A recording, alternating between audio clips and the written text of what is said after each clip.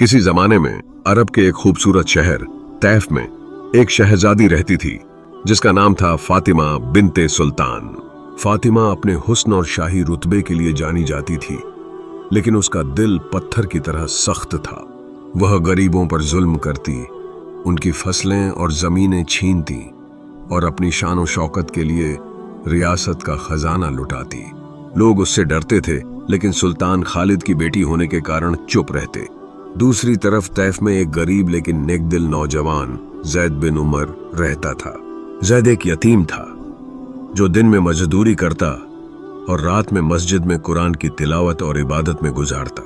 उसका दिल इतना साफ था कि लोग उसे राह-ए-हक कहते थे। एक दिन फातिमा अपने शाही काफिले के साथ तैफ के बाजार से गुजर रही थी।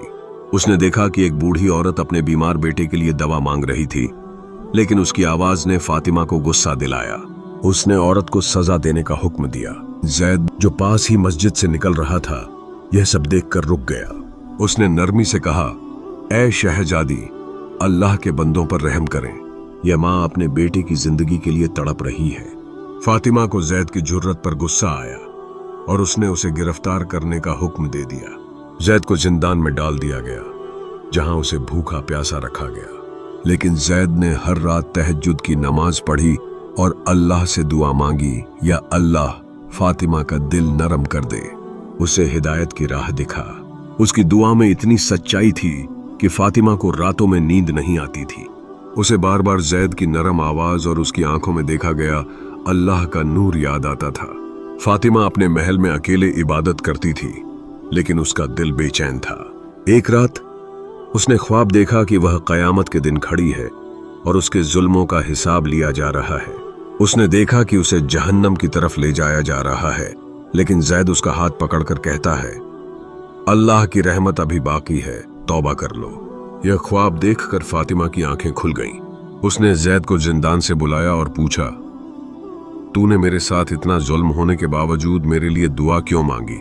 जैद ने जवाब दिया, शहजादी, हर इंसान गुनाह करता है, लेकिन अल्लाह का वह बंदा प्यारा है जो तौबा करता है। मैं चाहता हूं कि तुम अल्लाह की रहमत पाओ। फातिमा का दिल पिघलने लगा। उसने जैद को आजाद कर दिया और उससे माफी मांगी।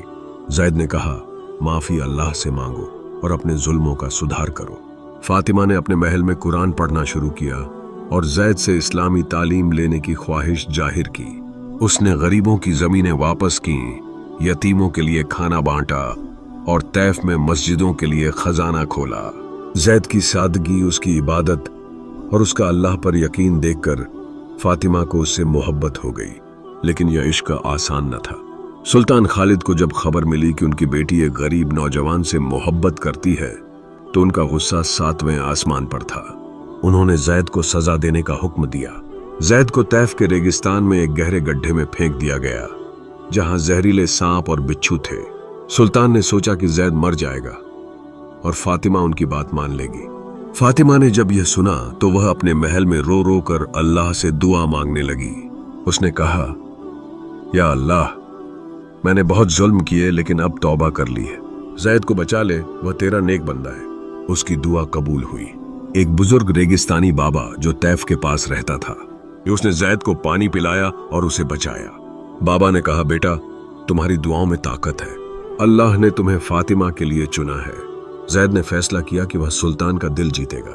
उसे खबर मिली कि तैफ पर एक पड़ोसी अमीर अब्दुल्लाह बिन जुबैर हमले की साजिश रच रहा है। जैद ने सुल्तान खालिद के सामने खुद को पेश किया और कहा, हुजूर, मुझे एक मौका दीजिए, मैं आपकी रियासत को इस खतरे से बचाऊंगा। सुल्तान ने उसे एक असंभव काम सौंपा।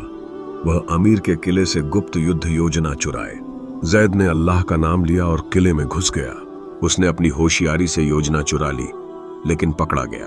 अमीर ने उसे यातनाएं दी, लेकिन जैद ने हिम्मत नहीं हारी।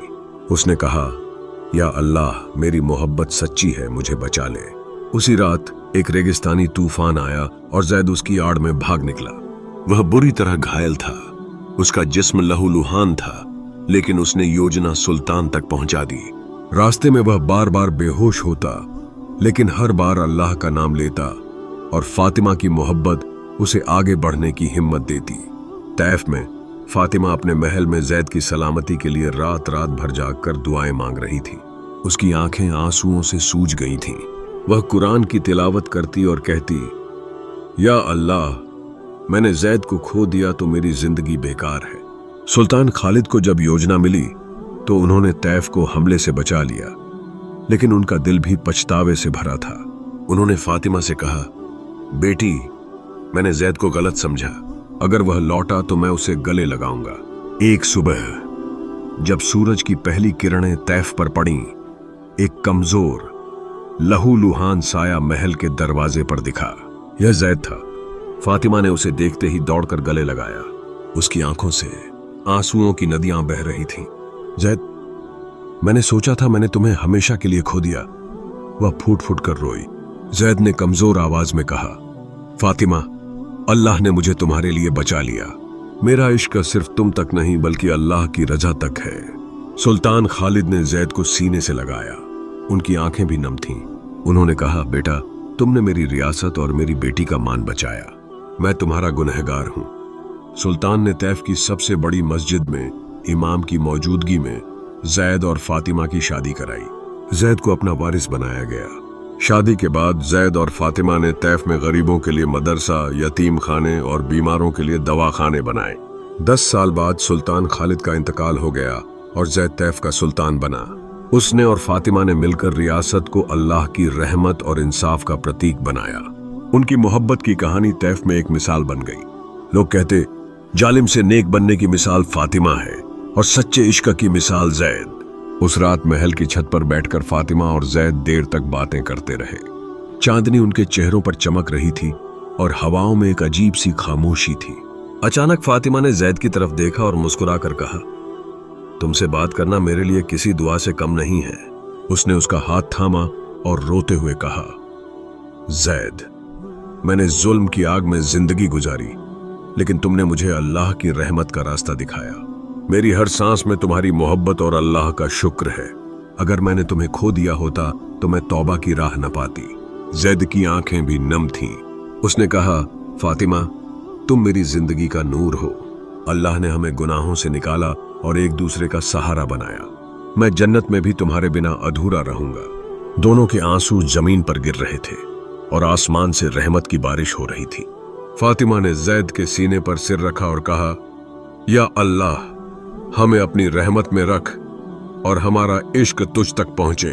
उस रात तैफ की हवाओं में उनकी दुआएं गूंज रही थीं। उनकी मोहब्बत न सिर्फ एक दूसरे के लिए थी बल्कि अल्लाह की रजा के लिए थी। उनकी कहानी हर दिल में बस गई और लोग आज भी कहते हैं, सच्चा इश्क वही है जो गुनाहों से तौबा करवाए और अल्लाह की राह दिखाए।